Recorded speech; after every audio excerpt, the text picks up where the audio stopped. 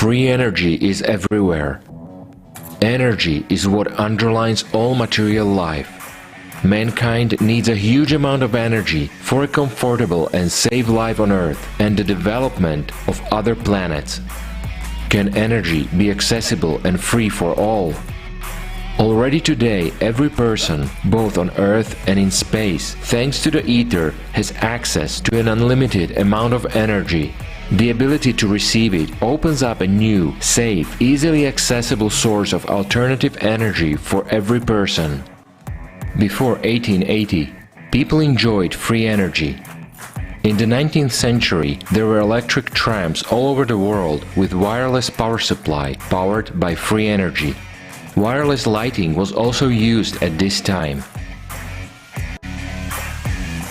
In 1928, Nikola Tesla patented a UFO, and at the end of his life he developed a plan for a spacecraft engine. In 1959, Otis T. Carr filed a UFO patent and seriously considered sending his spacecraft to the moon.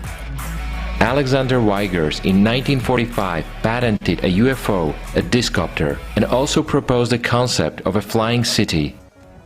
Even in the Middle Ages, many scientists knew that the ether is a source of free energy and developed ways to obtain it. These are Giordano Bruno, René Descartes, Christian Huygens, Isaac Newton, Leonhard Euler, Mikhail Lomonosov. Many references to the ether can be found in the works of scientists of the 19th century. In his work, An Attempt Towards a Chemical Conception of the Ether, Dmitry Ivanovich Mendeleev substantiated that the ether is a single chemical basis for all planets and galaxies, a single plan for building worlds, and all chemical elements are formed from the ether, which Mendeleev called Newtonium. But at the beginning of the 20th century, all these technologies were suddenly withdrawn from general use, and the purposeful destruction of the ether theory began in science, including the removal of the zero element Newtonium from the periodic table. The reason why this happened did not depend on scientists, but on the consumerist format of society that has been implanted over the past 6,000 years. If humanity had then changed the format of society from consumer to creative one, then science would have taken a different path of development. We would have long ago enjoyed unlimited no-cost free energy, developed technologies, and would be exploring other planets.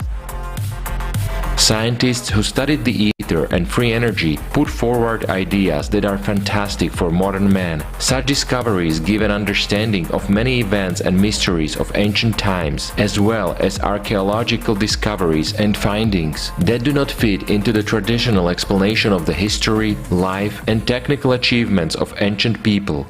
Nevertheless, humanity does have knowledge about these technologies. But will the presence of free energy solve all the problems of mankind? No. Most importantly, we people need a different, creative format of society where energy will not be used to harm people. If the current consumer format is maintained, free energy will lead to an economic collapse in the energy industries, and billions of people will be left without work.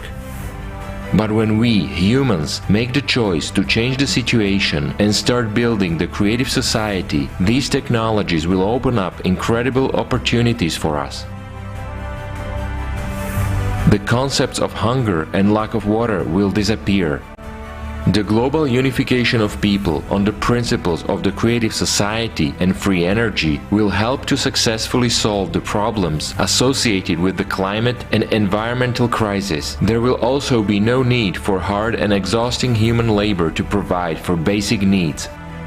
This is the wonderful future that awaits each of us if we unite and start building a format of society where the life of every person is the highest value.